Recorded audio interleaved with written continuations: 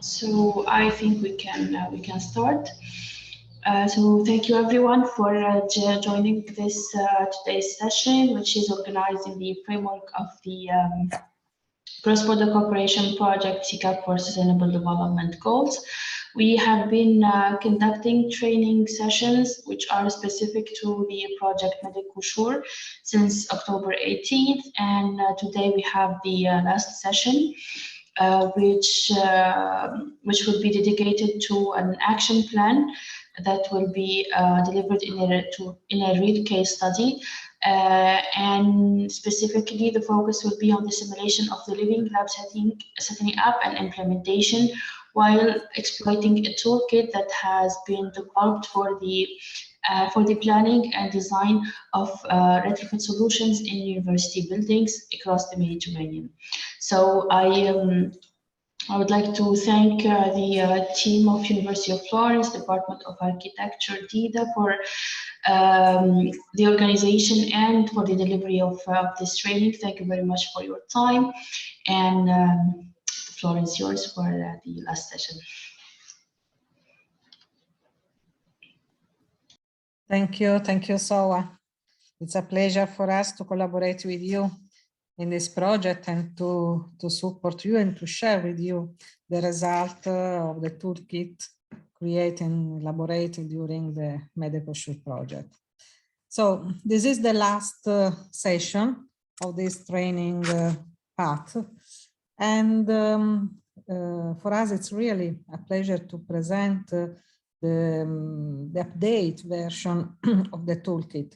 It is not only an update version, but we worked a lot to create an innovative tool, very easy to manage, and we hope it could be a really support for everybody that in different kind and at different level are involved in the renovation process of the existing building.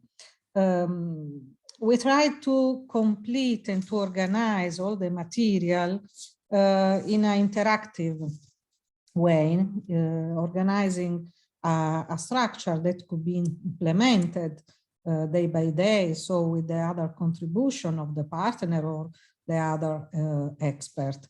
So let me share, Gisella, the other, okay.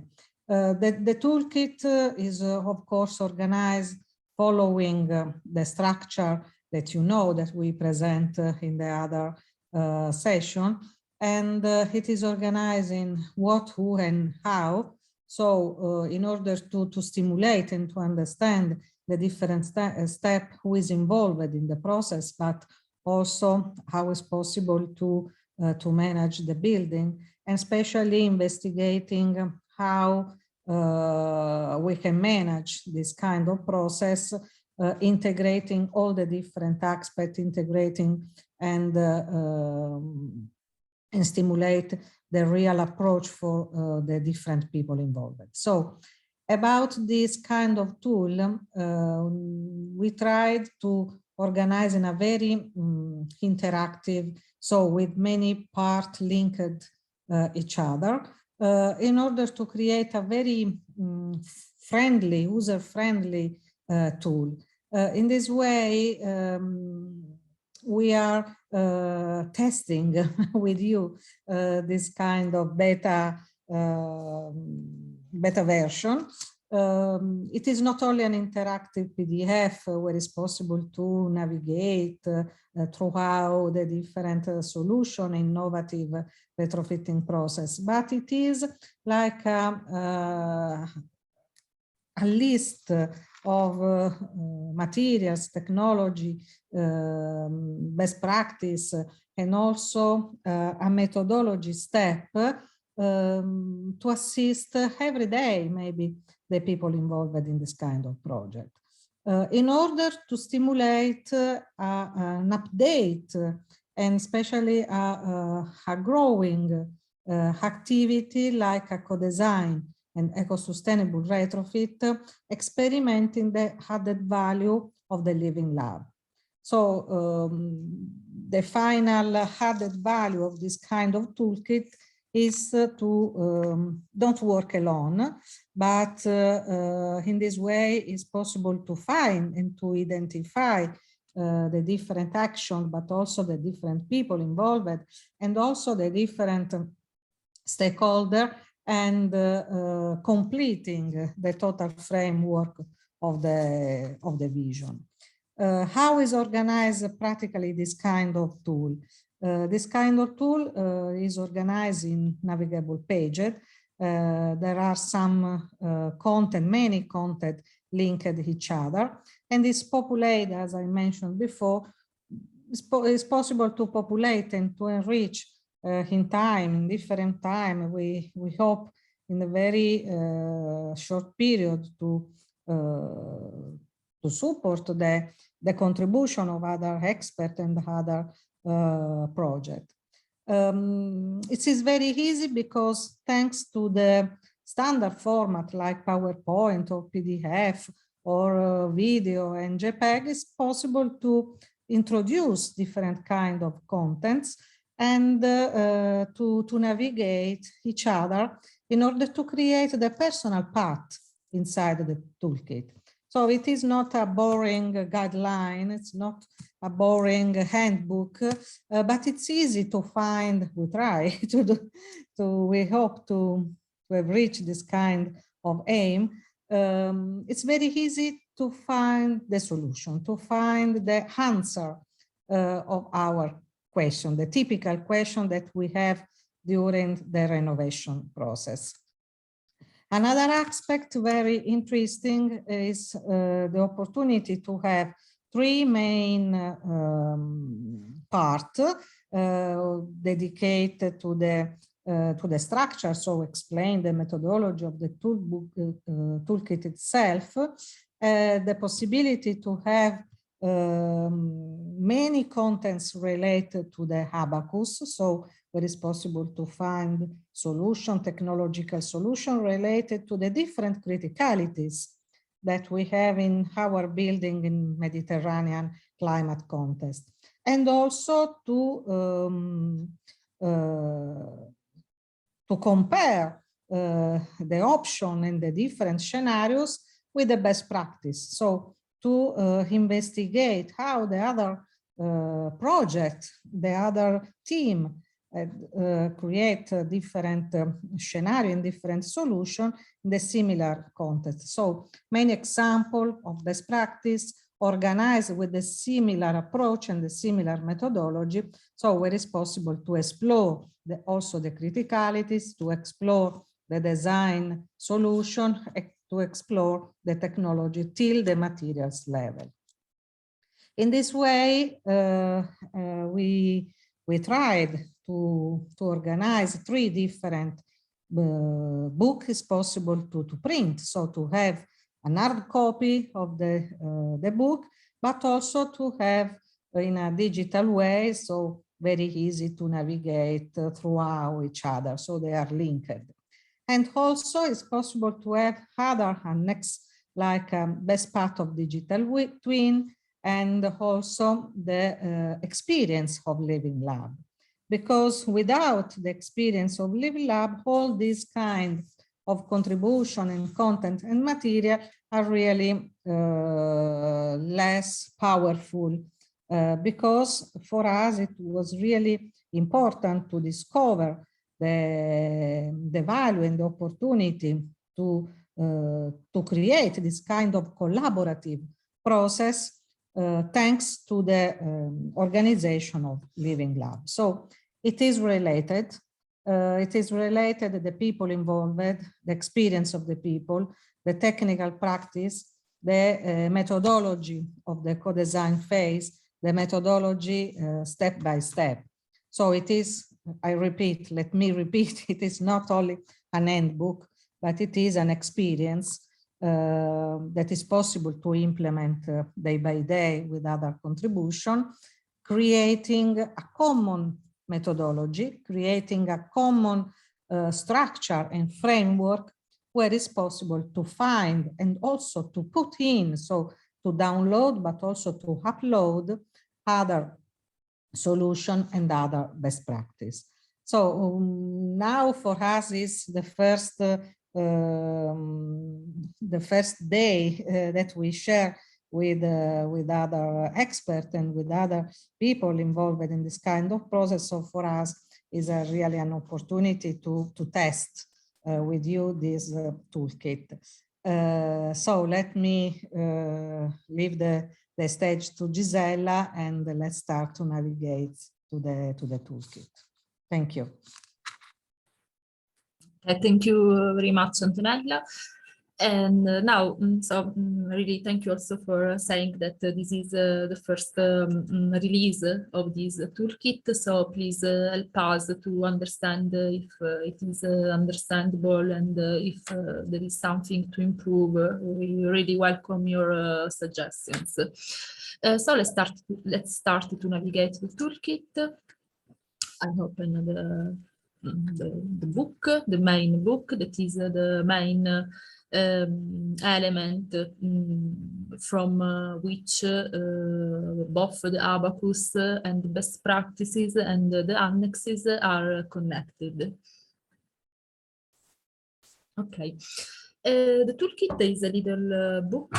We choose this squared shape in order to be very handleable, very easy to also to print and to have different copies of these. All the formats are related to A4, so it will be very easy also to print an easy hard copy of this toolkit. At the back of the cover, there are all the information regarding the Medecosure project that gave us the opportunity to implement this one that, according to us, is a very interesting output, and we hope that it will be also for you, and we hope it will be very useful to have an update of current practices in renovation processes of public buildings, because we really know that this is a very problem everywhere, and in particular in Mediterranean countries. Let's come to the index. The main toolkit is composed by an introduction, a little explanation about the structure of the toolkit itself, and then the real contents of the toolkit are, first of all, the background that is the rationale, the main reasons why there is the need of new processes and of also innovative approaches to the in the renovation fields.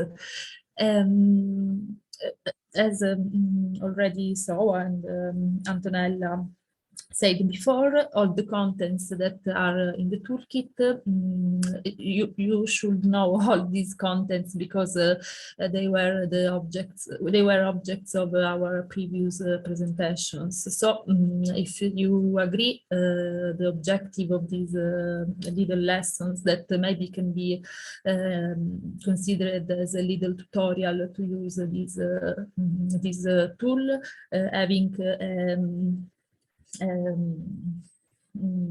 a first view of how this toolkit will be composed. Just to say that the main attention in this lesson is on the structure and not on the contents, that because we already explained it, we hope in a clear way, or please, if one of you was not present in the other lessons or would like also to enter inside the contents, please tell us. So starting from the index, each phase of the toolkit is linkable, so it is possible already from the index to move to move across the 5 different phases of our innovative renovation process. And there are also the 2 main annex that are digital twin implementation and our not personal but our local experience of the big slab in Florence. That represents a real case of application of the contents of the tool. Let's move on to the introduction, where everything is contextualized, both inside the MedEcoSure project and most importantly in the context of the MedBix Live Mediterranean Cross-Border Living Lab, that is the platform the outcome of the MedEcoSure project. And so the same toolkit and all the materials contents that will be linked to the toolkit will be uploaded here in the MedBix Live. As said before, the main there is a little explanation about the toolkit, what is, to whom is it dedicated, and how it is organized. So with this approach of this process approach that is based on the explanation of the single activities to perform to have a smooth process. Going to the main structure, everything is explained in words, but most importantly, there are these very, these pages that are extremely navigable, and in particular this page is the main navigator of the toolkit. Here we can see the 5 phases of the renovation processes, starting from the phase 0, that is the living lab setting up. For each phase, as reminded in the other lessons, we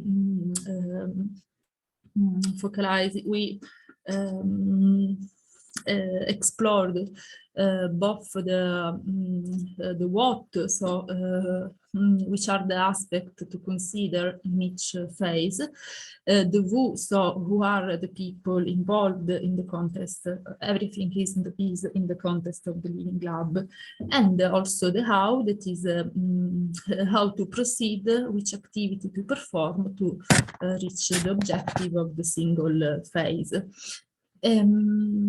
Moreover, we can see in this main navigation page, we can see that these little arrows are the main linked contents.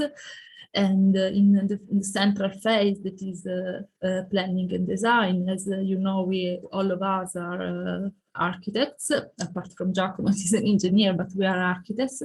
And so the main focus is on planning and design. And so it is in this phase that we have the 2 main related links that are the best practices and the abacus that we will see next. Moreover, parallel to the phases, there are these 2 annex. These are the 2 annex of the best part digital twin and of the big slab digital experience. But let's try to explore the single phases. Let's start from the living lab. This is the main, the first page of each phase, where we have a little resume of the contents that will be explained better in the next pages, starting from the what, the who, and the how. And in each phase, there is the possibility to move through all the toolkit in order to have the flexibility and freedom to move across the toolkit as according also to the specific needs of the design team of the living lab team. For example, we can try to explore the what. Everything is these are the contents of the lessons we gave you in the last weeks. So everything is explained. We tried to maintain a very synthetic form in order to not be boring or difficult to understand. And we also use a lot of graphic elements also to make everything more nice to see.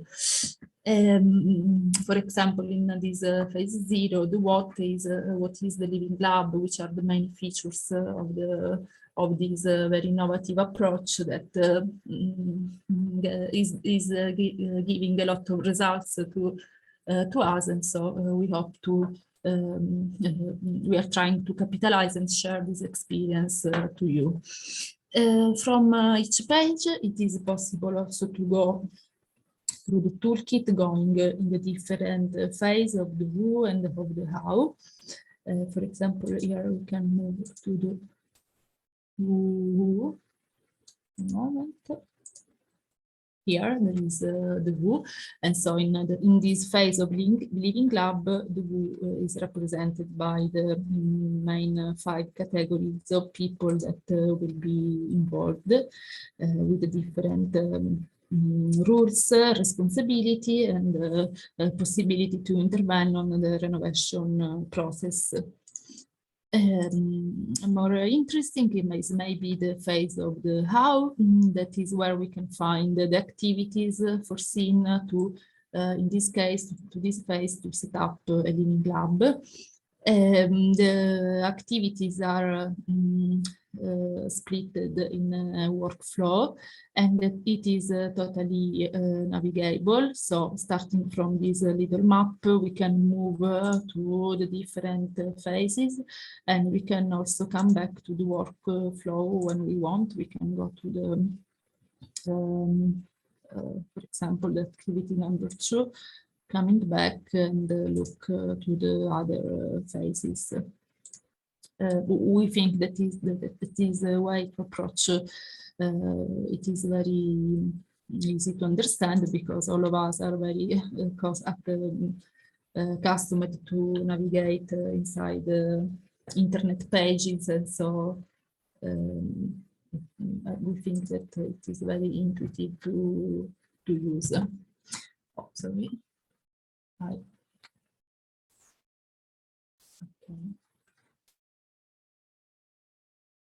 Let's come back to the workflow, and in each phase is inside each phase, the phase how, there is also the main contents are contained in the how, because in each activity there are both the what and also the people that are involved. So moment, sorry.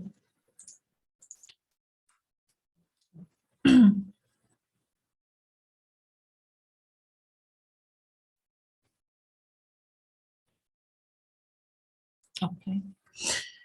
From this page, from the how, there is the possibility to come back to the phase, and then from the phase, the possibility to come back, okay, to go back to the main navigator.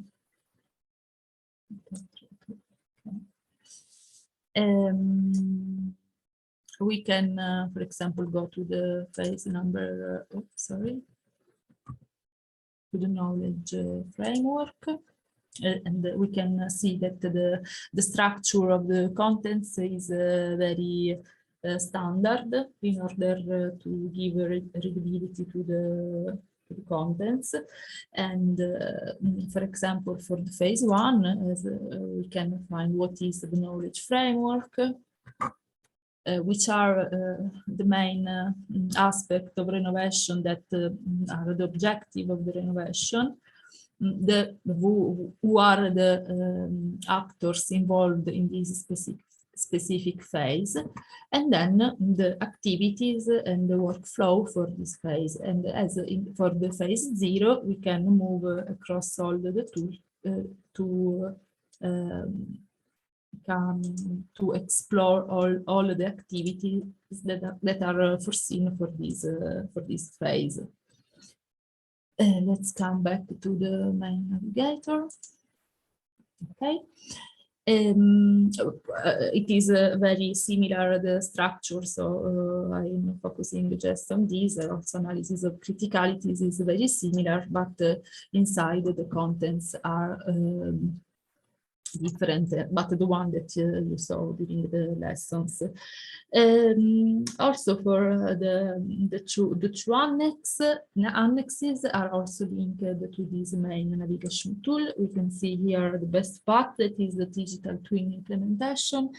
And after a little introduction about what is the BIM, which are which is the purpose and which are the uses for which it is very useful and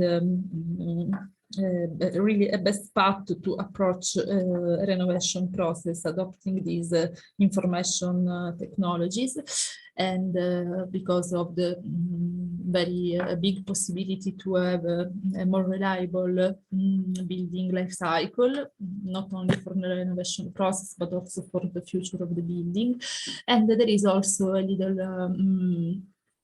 explanation on which are the main directions and also directives at the level both of the European Union and also at the international level. And then for each phase of the renovation process, we will find some tips and suggestions to approach according to exploiting the BIM tool. At the same way, also the annex dedicated to the big slab experience is after a little introduction about the specific renovation project in Santa Verdiana. That is our location, the site of our Department of Architecture in Florence, where the pilot action of the Medecosure project is foreseen. It is possible to navigate all these pages thanks to link to the different contents that we already created and that you saw. Come back again to the main navigator. And if everything is clear, I don't know, I can ask you if you have some doubts about the navigability of this toolkit.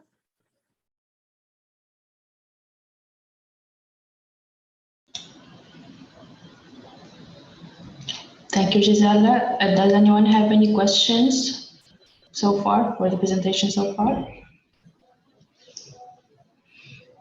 Okay, if no, I think you can continue, Gisela. Okay. Well, I hope that it is clear, but I think the objective was that it is very easy to use. We hope that we targeted this objective. So now we can move to the. We would like to have an overview of the other two main elements book composing the toolkit, which are, as Antonella already showed you, the best practices and the abacus. Let's go to the best practice. Okay. This is a preview of this. Here we can see all the reference and the index of the best practices. Also in this case, the index is navigable, and we can find an introduction, an interactive map with all the best practices located in space, and then we have our 18 case studies, 9 regarding renovation projects and 9 regarding new construction, because maybe, as I said in the other lesson, we thought that okay, to look at renovation projects, but it is important also to see the most innovative technologies that are usually implemented in a best way in new construction. So looking also at new construction is a strategy to have an idea of which are the more innovative solutions in the market that can also be useful for renovation processes. At the end of the book, there is also a synoptic overview that we will see later. let's go to the introduction, where there is an explanation of all the information that we will find inside the different sheets, and also as a synthesis of the indicators that we use to describe and understand the specific renovation or new construction project, in particular to let us understand which are the most innovative strategies and technologies adopted. In fact, we for each project we looked both at the more architectural parts of the envelope and to the energy systems that, as we know, are the two main elements composing the thermodynamical system of the building. And so for the envelope, we individualized the technologies adopted for the opaque envelope, vertical and horizontal, for the glazing, so for the transparent envelope, also looking at the facade solution, but because it is a very interesting case of interventions that permits to address both the opaque and the transparent part of the envelope. Instead, for the energy system, we considered both the energy plants supplying for lighting, ventilation, heating and cooling. We looked also to the production of renewable energy, so which technologies has been used by these projects that are some best practices, and also if there is the presence of smart energy systems. Here, always in the introduction, you can find the layout of the different sheets, and so for each project, all the information are standardized, and it is possible, it is very easy in this way to understand, to position the different information inside this sheet. Another objective of this focus of this of giving such importance to the layout is what Antonella was saying, that the idea that we hope is that the toolkit is not something that will end with the end of the project, but it can be maybe also didactic tool, or also not didactic, not only didactic, also didactic, something that can be enriched. It is like a basis from which it is possible to organize more, in this case, more case studies. And so having a clear idea of all the information to compile this sheet can be useful also to enlarge this collection and to have a bigger picture of renovation projects. Here is this. And here we can go to the interactive map where all the case studies has been organized. For example, we can click on this renovation project. It is a very nice intervention in Bordeaux and regards a double skin facade that was applied directly on the existing building to improve its thermal and so energetic energy performance. Sorry. As see before, for this case study, we can find the type of action that has been adopted. So this is a renovation project, some general information about the construction, orientation, the dimension in terms of surfaces, the number of students, the climatic zone, and so when it has been refurbished, and the architects that were responsible of this intervention. A little description here on the right, the consent to introduce the building in its main architectural aspects. And then according to the different projects and the information available, we tried to insert most information as possible to have a complete picture of the project. Here, as explained before, we can find all the indicators that consent us to individualize the different interventions. So, as you see, they are all in green, and the one with the green-blue background are the ones that are open on. So between all these technologies, these three have been implemented in this specific project. So there is a facade solution that is this double glass with an explanation of its functioning. There is some intervention on the energy supply system that we can find here.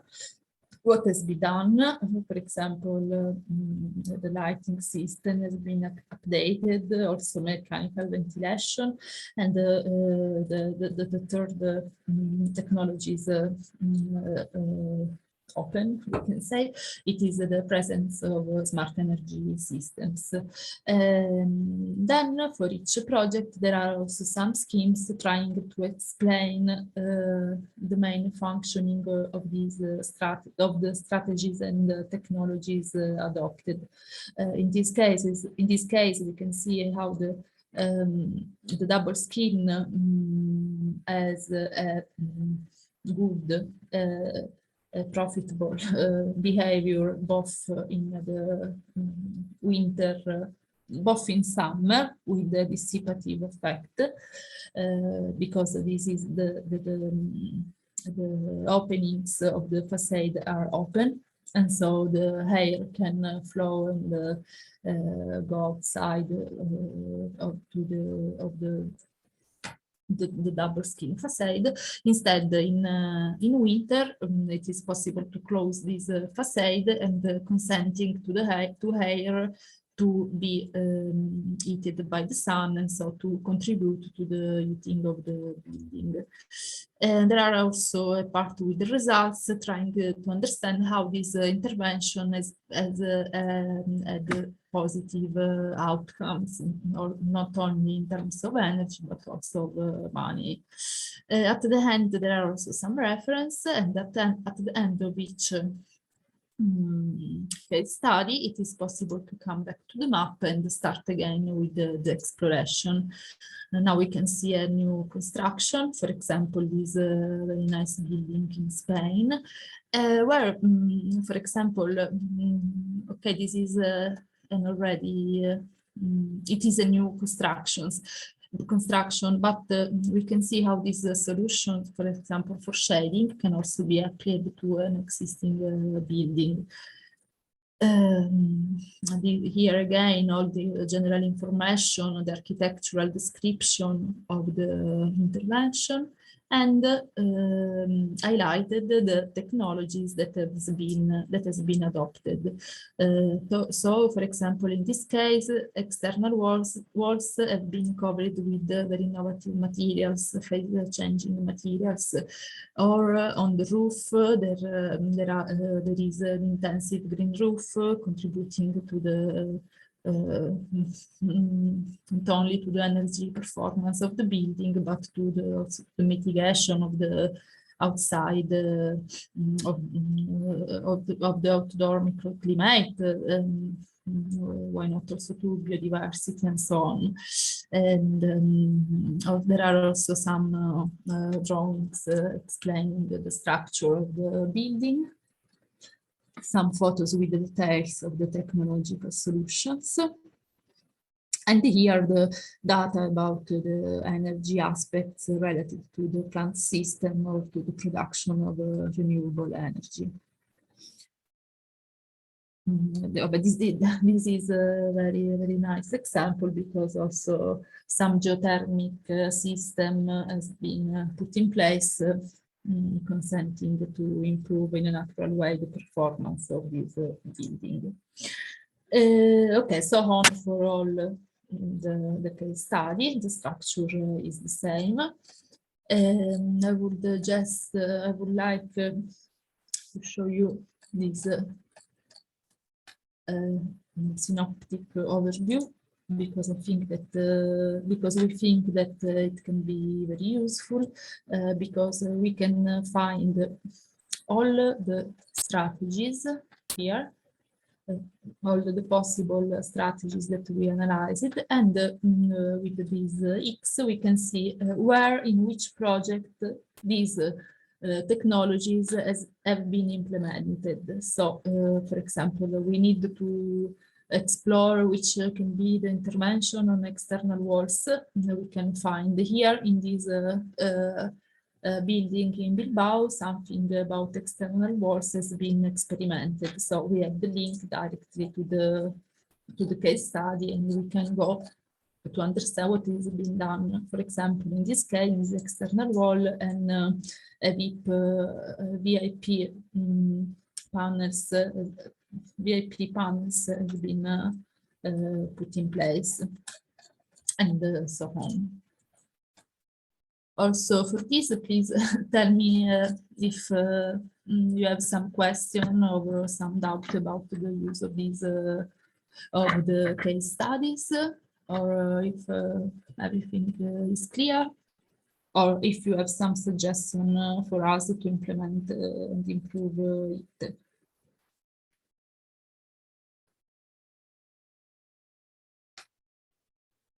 Otherwise, I can go. Yes, I think we can continue, Gisela, and maybe later we will have the time to for participants to ask their questions. Okay. Thank you.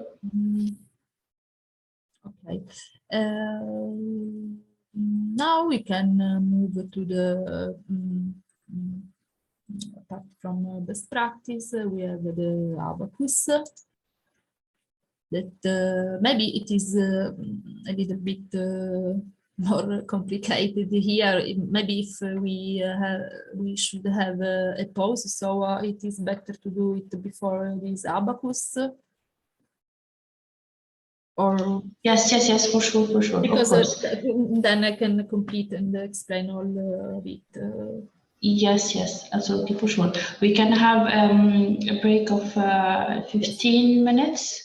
And then we will be back at 3 p.m. and 5 minutes. Okay. Thank you.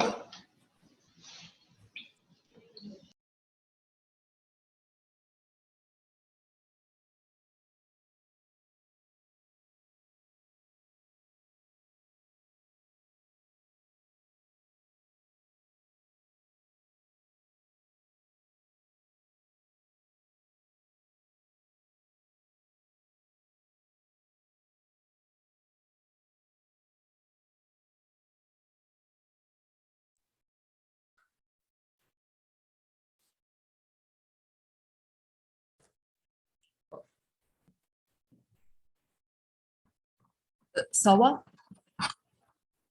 your microphone. Sorry. So if you are ready, I think we can continue. Okay. On my screen.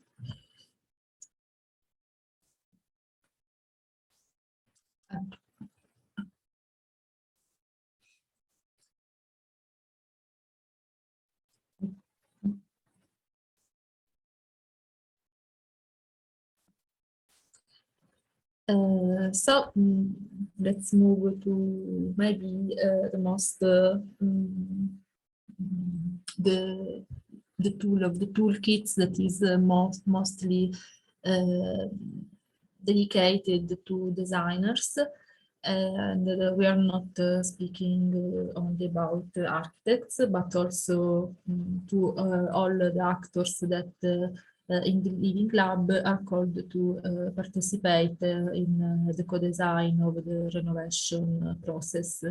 And in fact, looking at this objective, the organization, as we will see, of the toolkits has the objective to create a common understanding of the main basis of the design approach to the renovation, so that there is the opportunity to align all the ideas and so the work of different actors inside the renovation process. Okay. There is a little introduction, and here we can, in this main page, we can see where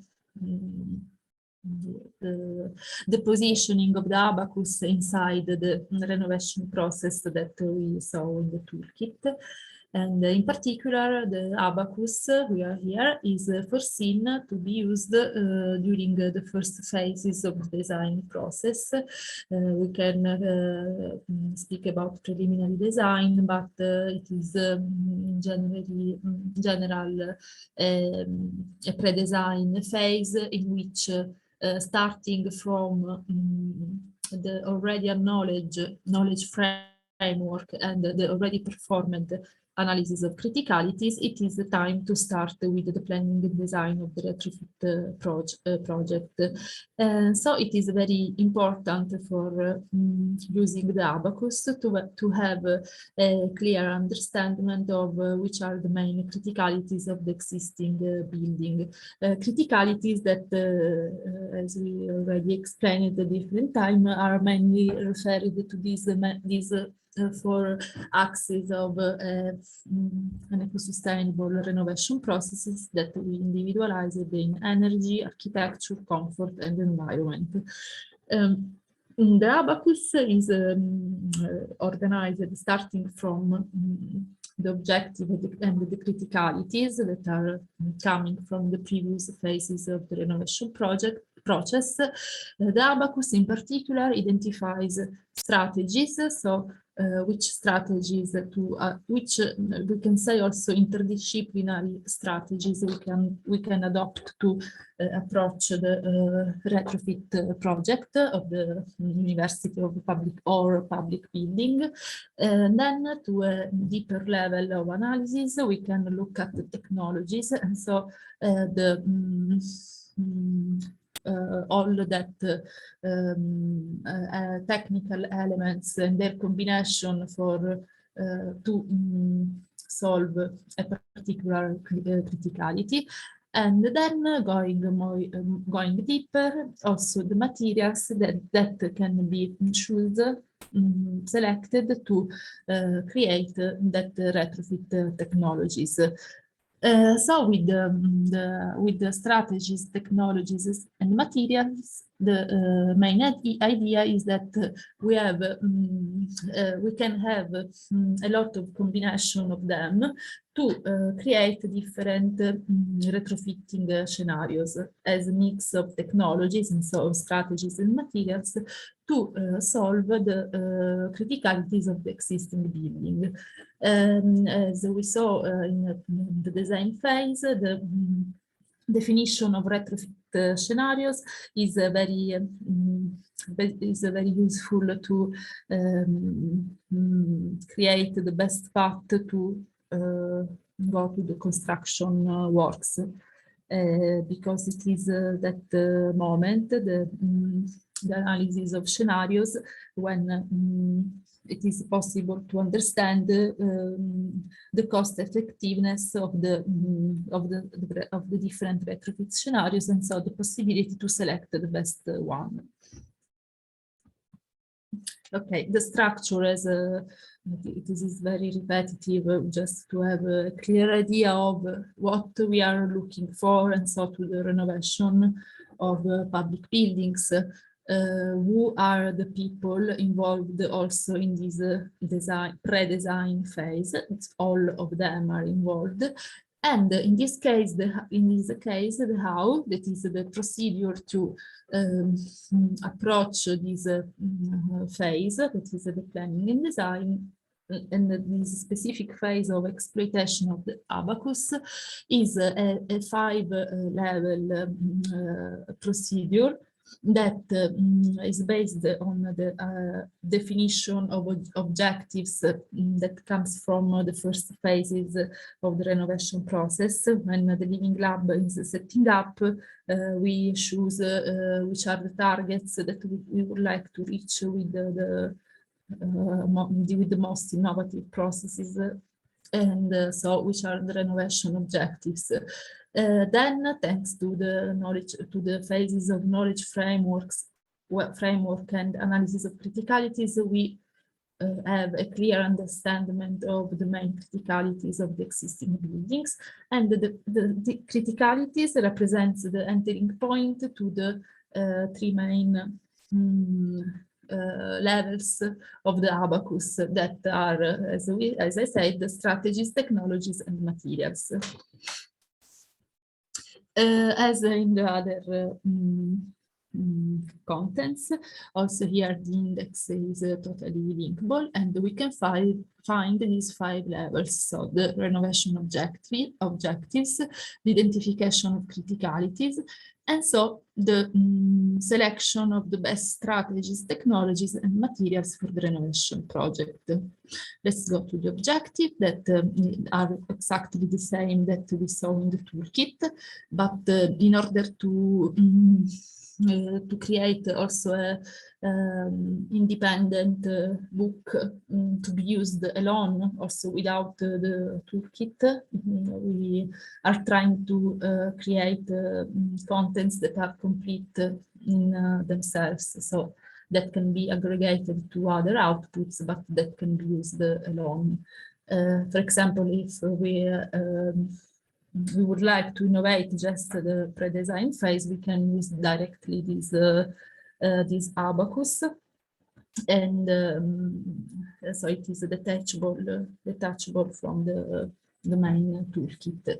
Here we can see the objectives for proper renovation projects that are the reduction of energy demand, the improvement of architectural quality, also the improvement of comfort and the well-being for occupants, and the reduction of environmental impact of the university or public building. Here again, which are the main considerations linked to these objectives, for example, the importance of energy efficiency, and here there are also some quote coming from very important documents here in Europe, in the European Union, such as the Green Deal or the Renovation Wave, or, for example, all the attention to architectural quality comes from our cultural project, I think in Florence, everywhere in Italy or in the world. But it has been underlined very well by this new European Bauhaus proposed by these European commissions, that really underline the importance not only of functionality in buildings or in general in living spaces, but also aspects related to aesthetics and quality of perception. And we, for this reason, we should do, because usually, as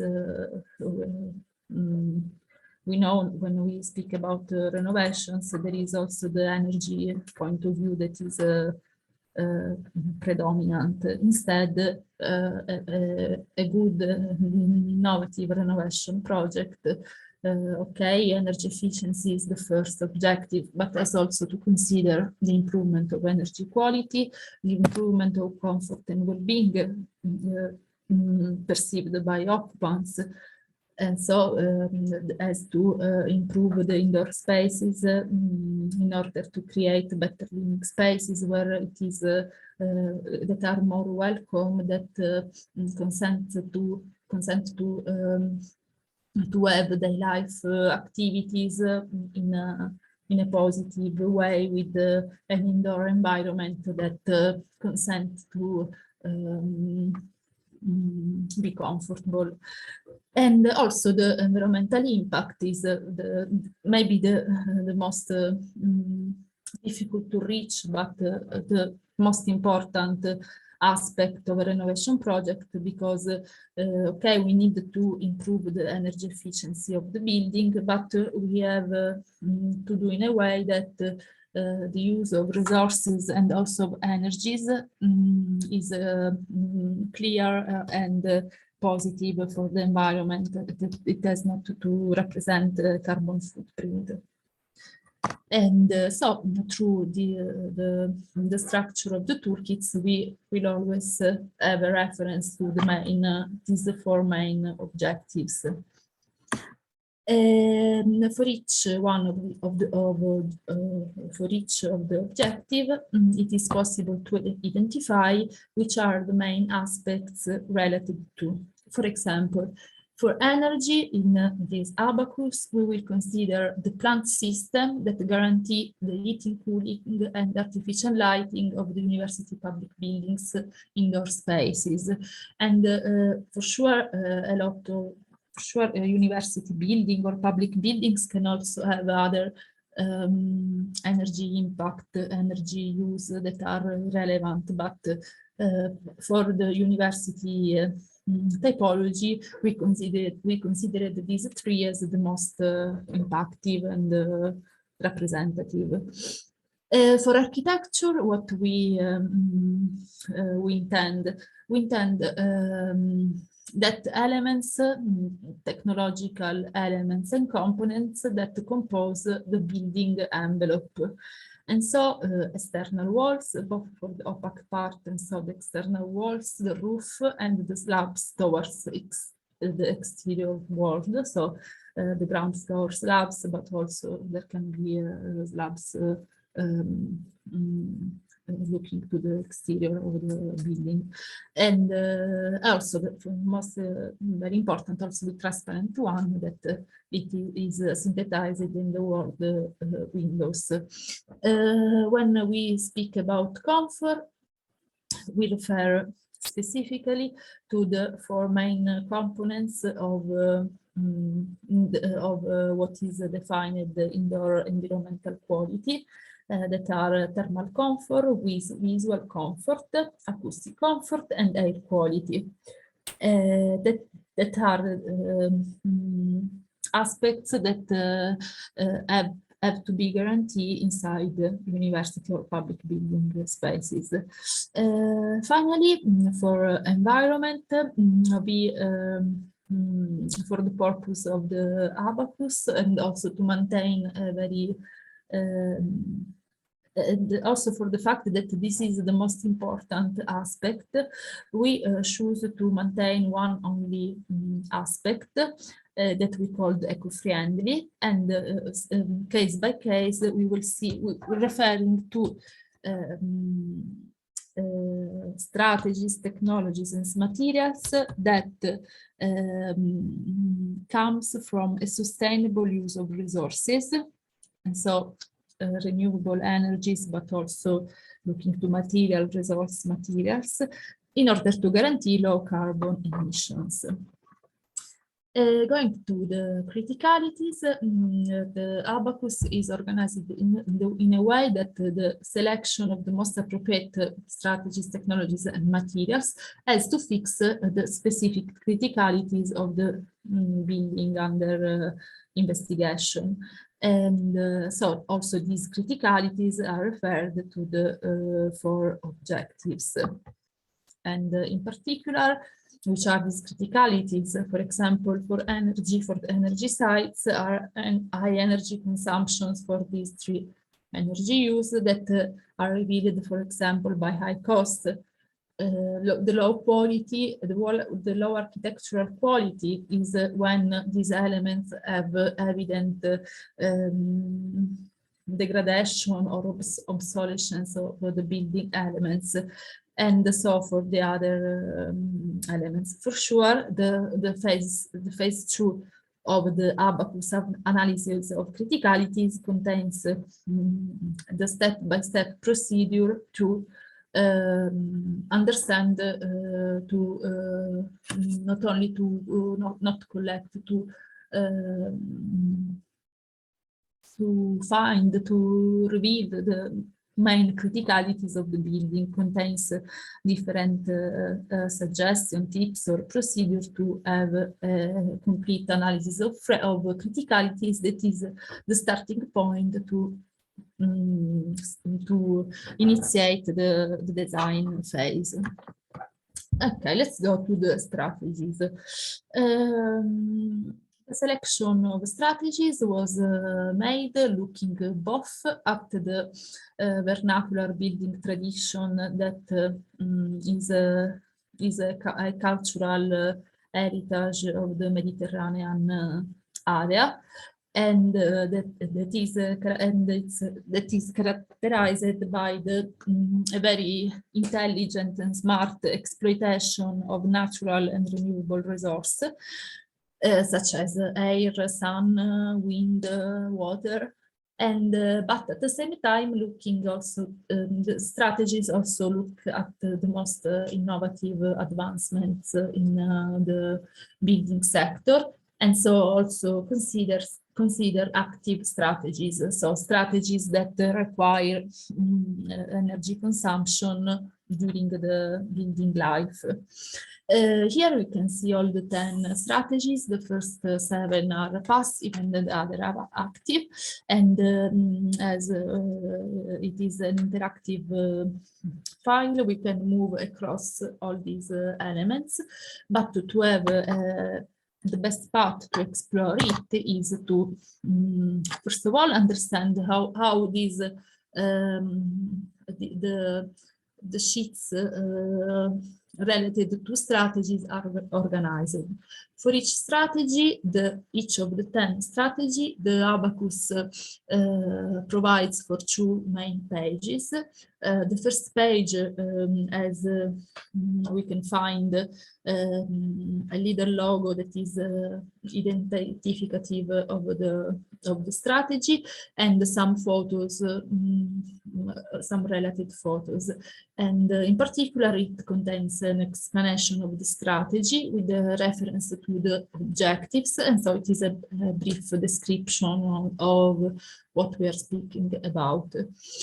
In the second page of strategies, we can find 2 main aspects that are the 2 columns that are the solutions to criticalities, and so how the strategies, the specific strategies, can help to solve the criticalities of the building.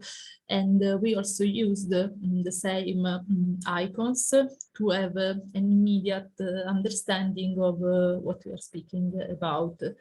In the other column, we can find the design approach that contains some suggestion and some very practical information that helps to start the design of this strategy.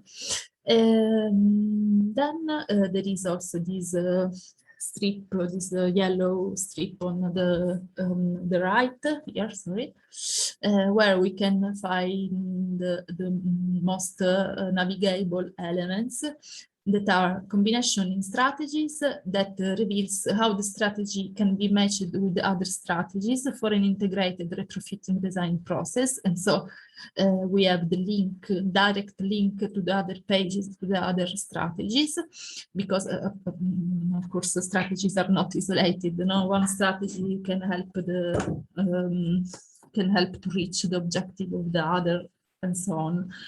And moreover, these parts also contains the related technologies, and so which technologies comply with this strategy. And it is possible to click directly on the technologies, and so to move to the other level of the abacus, that is technologies. And of course, there is the navigation, the opportunity to come back.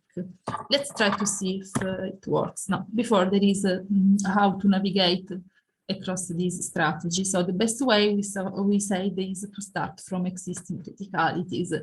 And it is for this reason that we created this very simple matrix where starting from, for example, we have a problem with lighting. We can go to the strategy 1, valorize the light, or consider efficient plant system, or digitalized management. We have some problems with the roof, or with the we have some visual problems. Which are the strategies to adopt? In this way, it is really simple to move across the different strategies. Okay, let's go, for example, to the first individualized strategy. There is this representative logo, and this very simple description about why it is important to implement this strategy, in particular in the Mediterranean area. Because as we know, we are very lucky from this point of view, because we live in places where high radiation is available, the sky is very often blue, and so we need to exploit this natural and renewable resource to improve not only the energy efficiency of the building, but also all the other aspects, starting from an improved comfort and well-being for occupants, and a lower impact on the environment that directly depends on the fact that we can ensure a good illumination of indoor spaces without using energy. This is the second page of the strategy, where we can find the solutions to criticalities and the design approach. For example, here valorizing the light is for sure an occasion to improve visual comfort, and here there is written why, because why the visual comfort can be improved by the introduction of daylight inside the building, and also the reduction of consumption for lighting, of energy consumption for lighting. And this is, as we saw, maybe I didn't say that, let's come back to strategies for a moment. All the strategies we selected have a good impact on the environment if compared to traditional approach to retrofit. So in each of the strategy, we can see how these strategies can help the building to reach better environmental performance for the building. Okay, in the column dedicated to the design approach, we can have some indications, for example, for daylight, to start to the redesign of or the reintroduction of daylight inside the university building. There is the need to understand, to verify which is the lighting condition of each space, and this can be done considering very simple parameters that can be verified also by easy monitoring systems like light illuminance, daylight factor of the daylight glare index. But as it is we think well described in the toolkit, the analysis of criticalities, okay, it requires a quantitative quantification of criticalities, but also comes from the collection of subjective experience of people inside the spaces. So if there are some complaints about the lighting condition inside university buildings, maybe it is the case to think that it is the moment to exploit in a better way the daylight, because we are lucky in the Mediterranean, so we can do it.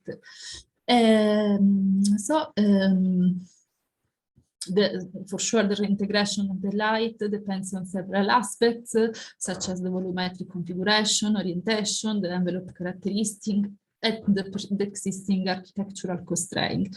But all of them can be easily recognizable by an expert technician. So we have also suggestion on how to start to input the design process.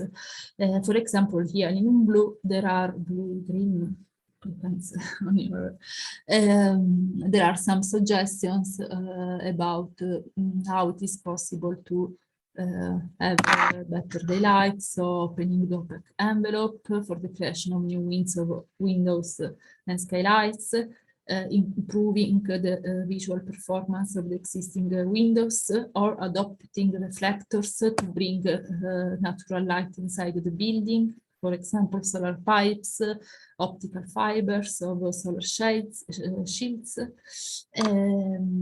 or another design approach to improve the light should be to reconsider the diffusivity of reflective properties of the materials of the indoor surfaces, for example, that highly influence the movement of light inside the space. Well, we can see, for example, another strategy is allow natural ventilation and how it is important to guarantee air quality, comfort, and health, on which this little description also explains it is a really for beginning approach, for dummies approach, because why we can exploit natural ventilation, because there are the three elemental forces that influence the building, such as the wind forces, the temperature differences between the inside and the outside of the buildings, that can create wind-based or stack ventilation, so to really in a passive way to really improve the condition inside university spaces. And here we have a lot of explanation about the criticalities that can be solved, and so the comfort or energy improvements that can be reached by the adoption of this technology, and also again some elements to consider in the pre-design phase. For example, here we can see that several factors influence a good natural ventilation, such as the orientation, the width, which are the dominant wind. There are all aspects that can be easily verified in living lab spaces, also exploiting the presence of different experts.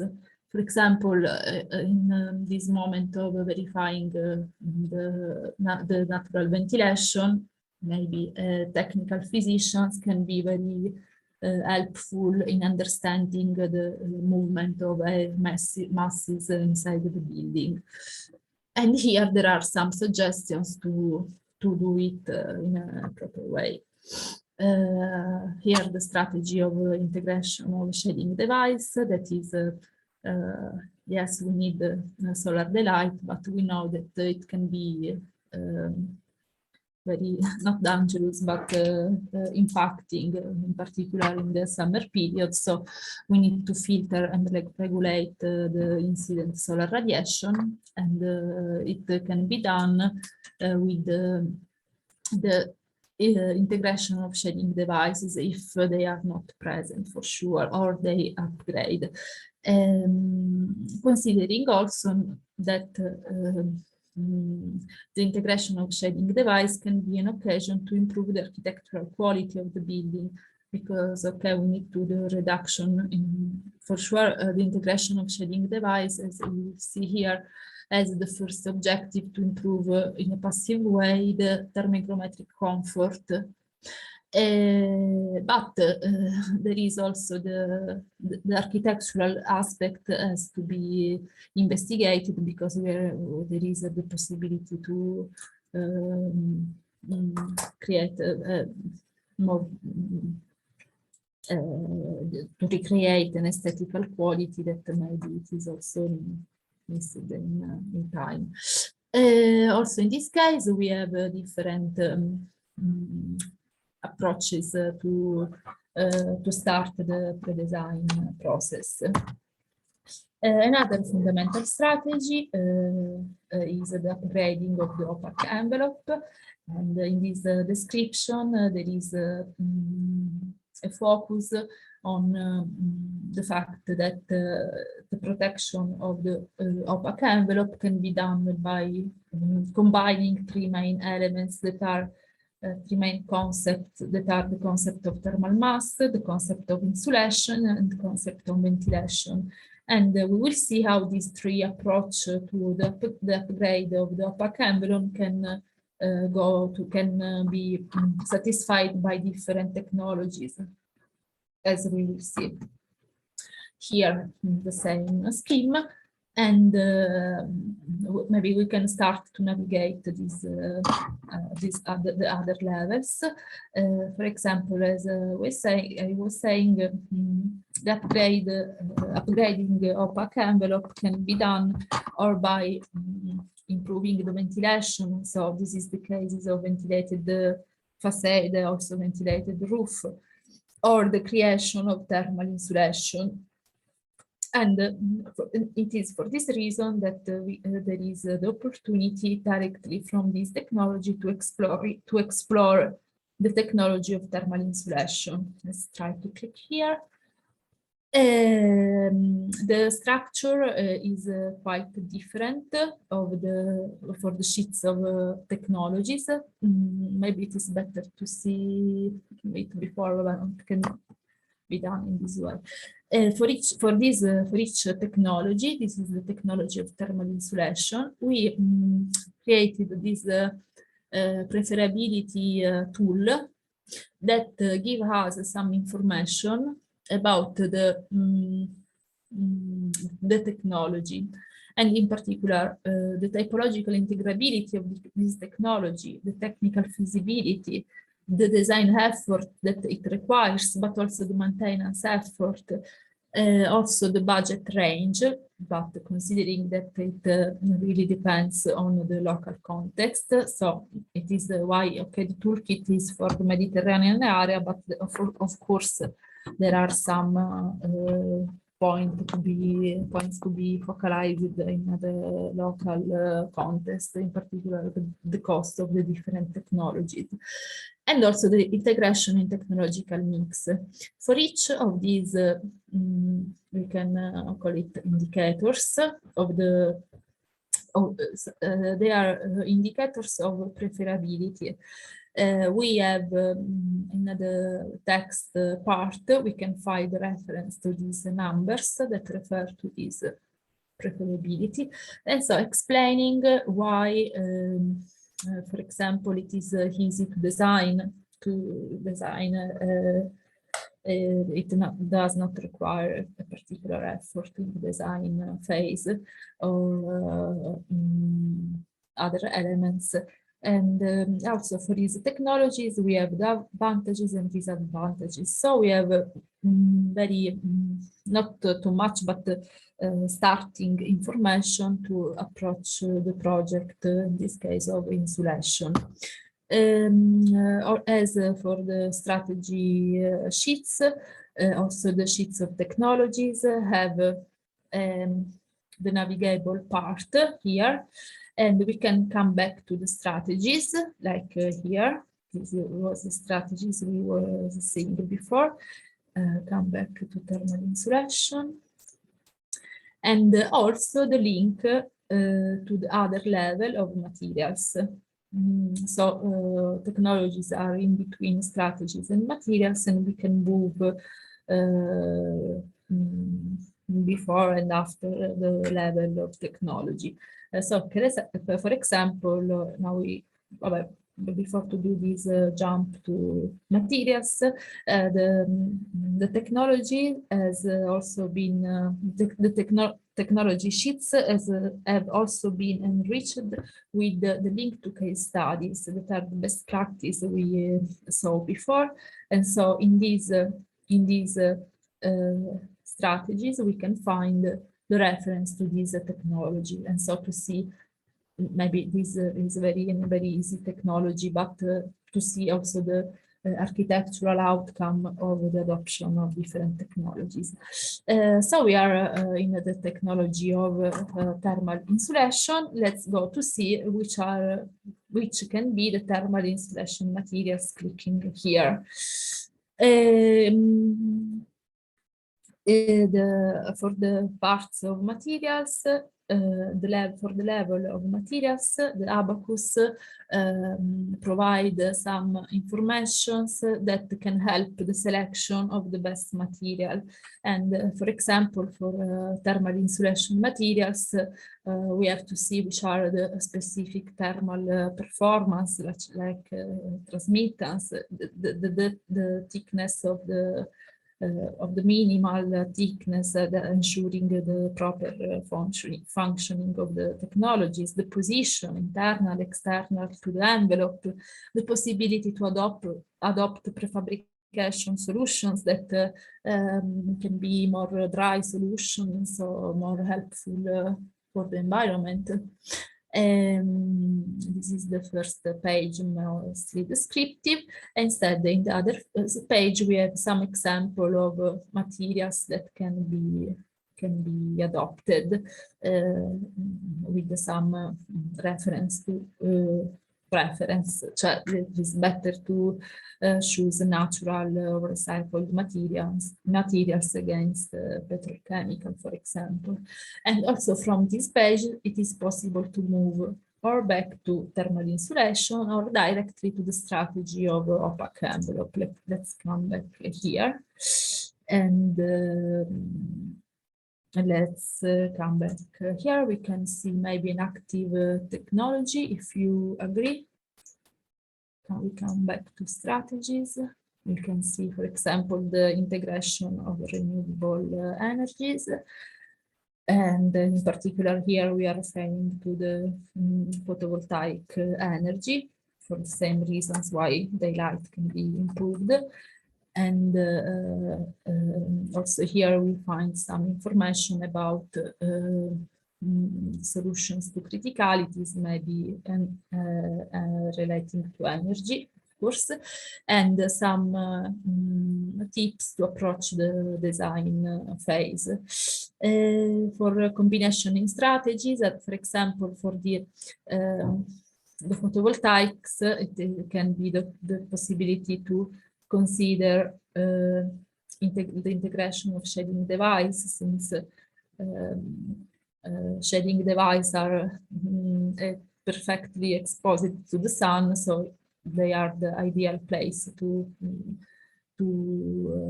put photovoltaic systems. Also, it is when we introduce a photovoltaic system, it is the case to reconsider the efficiency of existing plant system. And so maybe it is the case to have most performant systems, such as heat pumps. Okay, from these strategies, so for example, we can go to the technology of BPV, that is building integrated photovoltaics. So we have an explanation of the technology. And here, the description of the levels of preferability that are with these yellow dots, and that are really explained for each specific way. Also looking at the advantages or disadvantages in using this technology. Completing the 3 levels strategy, technology, that is the PV and materials, we can go directly to the materials for this technology. And here, here we can, there is, for example, the most important classification of PV panels that are monocrystalline, polycrystalline, or amorphous silicon cells. So we have some images of these and also the possibility to this.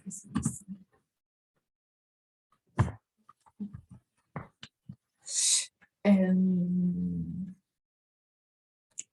this is an overview also of the abacus.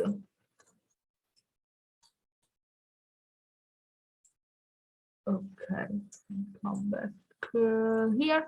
I forgot to say that as for the strategies, also for technologies,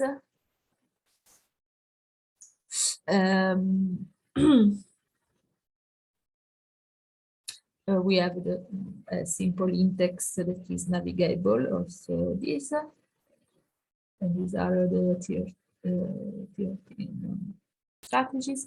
And also here there is a description of what we were saying about these elements that are described in the best way here to what they are referred to.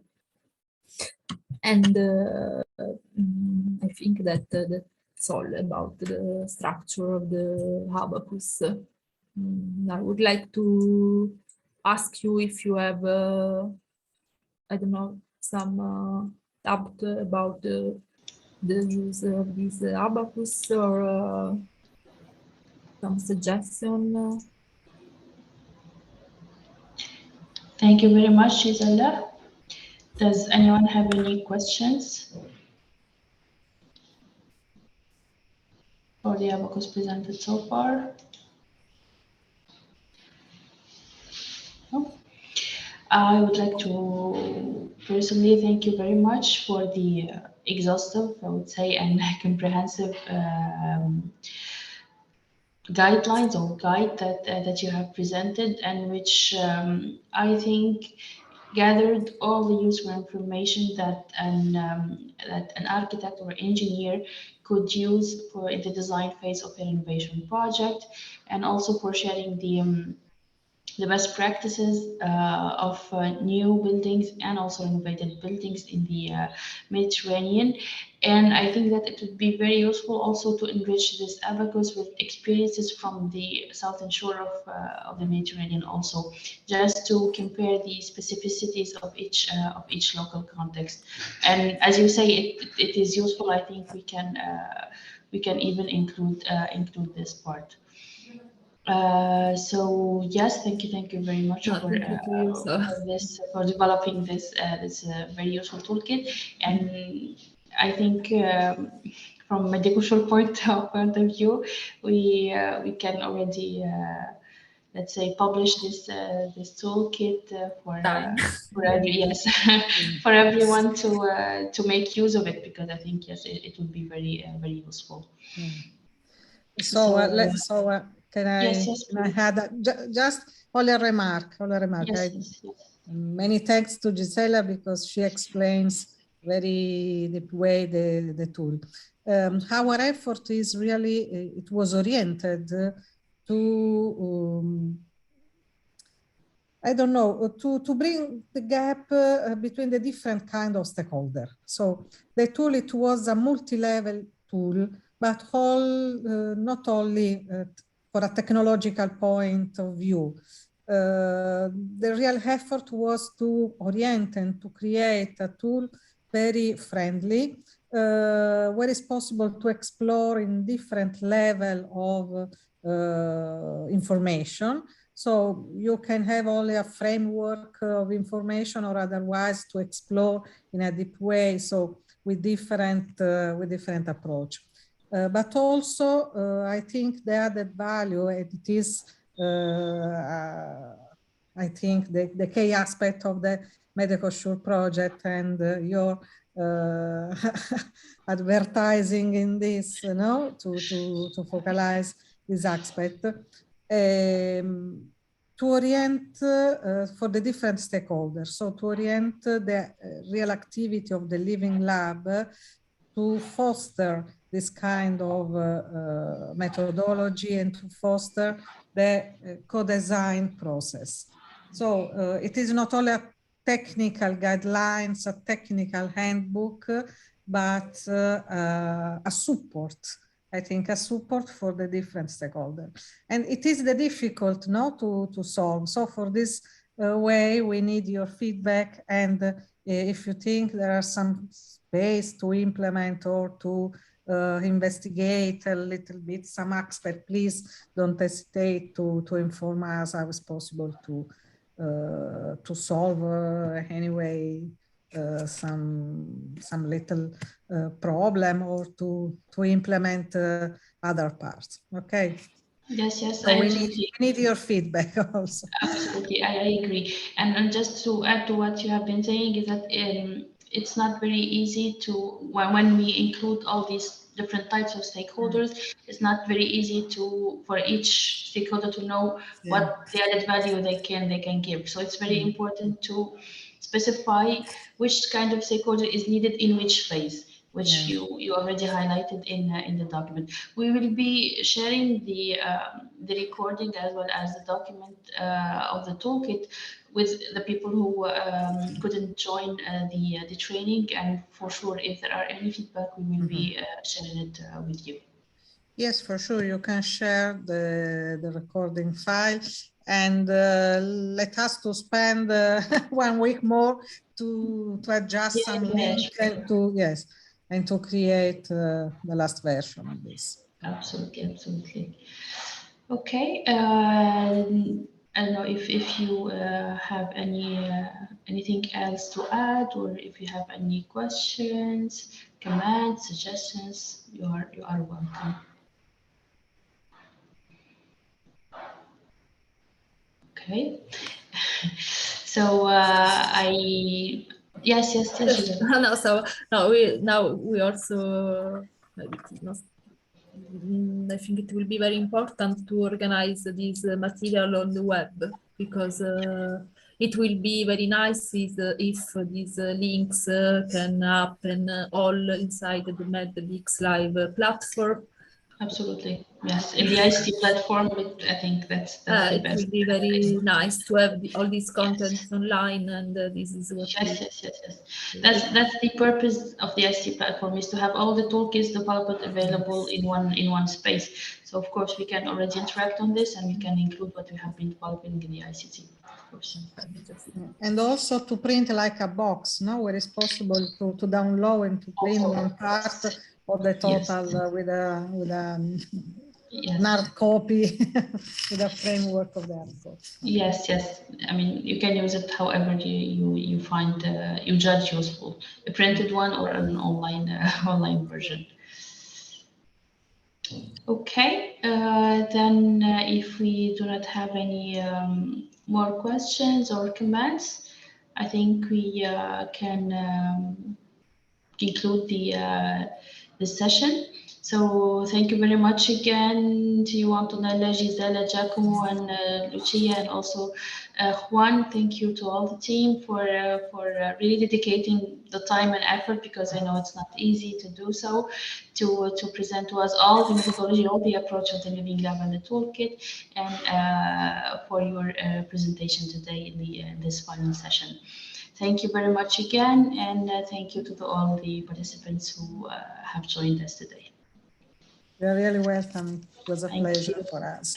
Thank you to you, Sawa, for all, Ines and Aida. Thank you very much. Have a good evening. Bye. Bye. Bye to everyone. Bye. Bye.